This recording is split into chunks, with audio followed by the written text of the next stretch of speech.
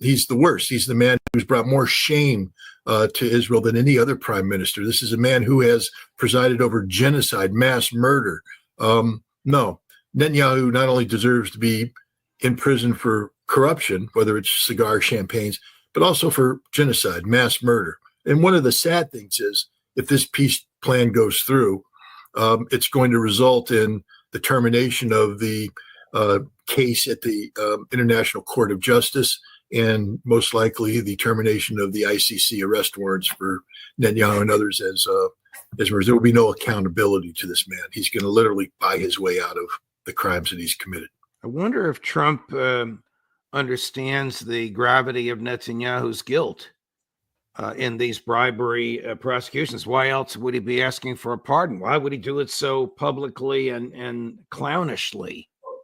I think he knows darn well that Netanyahu is guilty, but I mean, it takes one to know one. I think Donald Trump's probably one of the most corrupt men we've ever had occupy the White House ever. If he's that dismissive over champagnes and cigars, what else is he dismissive of? I'm not happy with this at all, Judge. The Guardian reports that on the flight over from Washington to Israel, Trump got on the phone with President al-Sisi of Egypt and Prime Minister Netanyahu and talked President al-Sisi into agreeing with Trump's invitation to Prime Minister Netanyahu to attend the summit in Cairo. When President Erdogan of Turkey learned of this, he said, I'm going to turn my plane around and not land if Netanyahu's going to be there, and Netanyahu was promptly disinvited. Why did the Turkish president say, I'm not showing up if Netanyahu's there? Because Erdogan has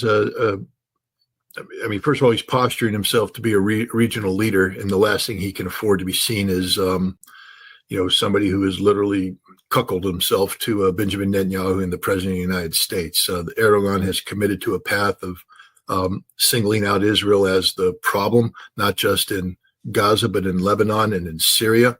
And his political future hinges on him taking a hard stand. And if he suddenly allowed the president of the United States to, with a phone call, make everything good and have Erdogan there as just window dressing, that undermines everything Erdogan has been working for. I'm not normally one who sings the praises of Erdogan, but on this case, thank goodness for him. Thank goodness he stood up and he did the right thing.